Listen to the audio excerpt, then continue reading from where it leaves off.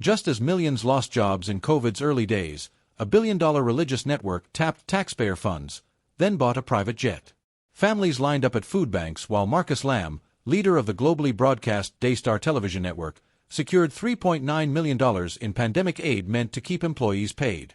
Records reveal his tax-exempt church, appraised over $1 billion, promptly acquired a multi-million-dollar luxury aircraft. This cuts deep into questions of trust and the blurred line between ministry and extravagance when public money enters the equation. Daystar isn't a struggling parish. It's a media empire beamed worldwide, funded by donations and operations, enjoying tax-exempt status.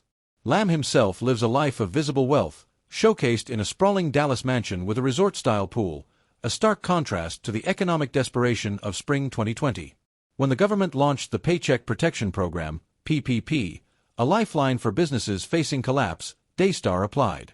Despite its immense valuation, the U.S. Small Business Administration approved a $3.9 million forgivable loan, taxpayer money flowing into its coffers to protect jobs.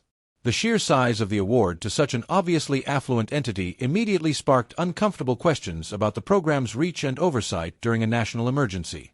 Like, comment, and subscribe for more accountability journalism uncovering where your tax dollars go. Merely 2 weeks after receiving that loan approval, Daystar's financial records show a massive expenditure: the purchase of a 1997 Gulfstream GV jet. This is no small plane, it's a long-range luxury aircraft seating up to 14 passengers. Lamb later claimed a discount, but even a bargain price for such a jet runs firmly into the millions. The timing was incendiary. Picture the scene: hospitals overwhelmed, unemployment lines stretching blocks, small businesses shuttering forever, while this fabulously wealthy church, just handed $3.9 million in public aid, acquired a private jet. Watchdog groups like the Trinity Foundation, longtime monitors of televangelist finances, pounced. They got millions from government, then spent millions on a private jet. "It just looks bad," stated investigator Pete Evans. The implication cut deep. Could aid designed to save jobs have indirectly facilitated a luxury upgrade?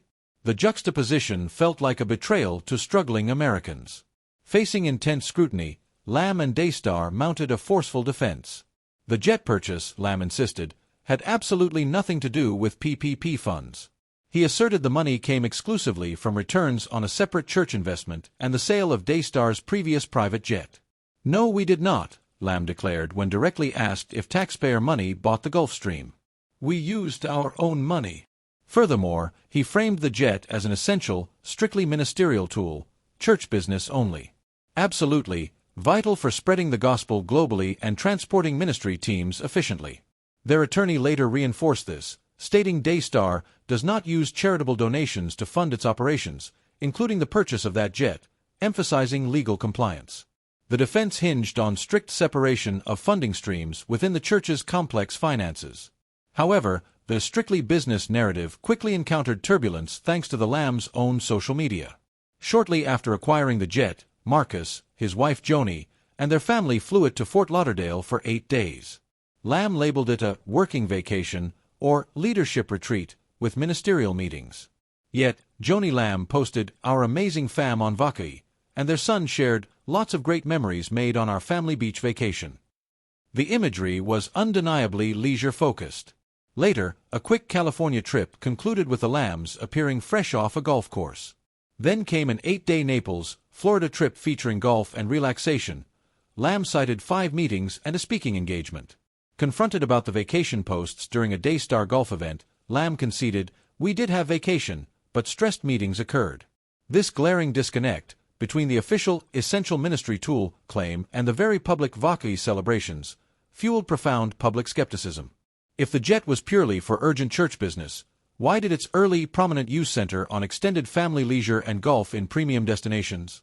The burden of proof shifted heavily onto Daystar. The mounting pressure from watchdogs, investigative reports, and public outcry proved decisive. Within days of facing direct media questions about the loan and jet, Daystar took unexpected action. They repaid the entire $3.9 million PPP loan, plus interest. The speed of this reversal, immediately following intense scrutiny, strongly indicated it was damage control driven by the controversy. While their attorney reiterated compliance with laws, the repayment spoke louder than words. It was a tacit acknowledgement that the optics were catastrophic, the appearance of leveraging a national crisis for public aid while simultaneously splurging on a multi-million-dollar luxury asset was untenable for their reputation. Returning the money severed the direct taxpayer link but couldn't erase the initial decision or the deeply jarring image it created. The Gulf Stream remained. This saga transcends a simple scandal.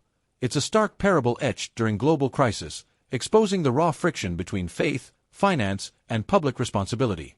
An immensely wealthy, tax-exempt institution accessed vital taxpayer aid intended as a lifeline for the vulnerable. Almost immediately, it spent millions more on a luxury jet, regardless of the claimed funding source. The timing wasn't just poor, it symbolized a profound disconnect. Lam's vehement, separate accounts defense felt legally necessary but morally hollow to taxpayers witnessing one entity simultaneously receiving massive public help and indulging in extravagance. It highlights a core challenge. For complex nonprofits, funding streams blur in the public eye, especially concerning non-essential luxury assets. Daystar's own social media evidence, those vacation posts, catastrophically undermined their essential business use claims, transforming the story into one of perceived hypocrisy. Watchdogs and journalists played a crucial role, forcing sunlight onto the issue. Repayment only after exposure revealed the overwhelming power of public accountability and perception. It conceded that the appearance of profiting from tragedy while living large was morally toxic. Ultimately, Daystar became a potent symbol of pandemic-era inequality. It forces urgent questions. What level of transparency do wealthy nonprofits owe when taking public funds? How do extravagant expenditures like multi-million-dollar jets used partly for leisure align with tax-exempt charitable or religious missions justifying their privileged status? The tension between spiritual purpose and corporate-scale wealth, between humble ministry and lavish excess, is laid bare. Public trust is fragile, earned through demonstrable integrity and stewardship of all resources, not just sermons. The jet may still fly, but the shadow of its arrival amidst national suffering lingers, a persistent question of where true ministry ends and unacceptable excess begins.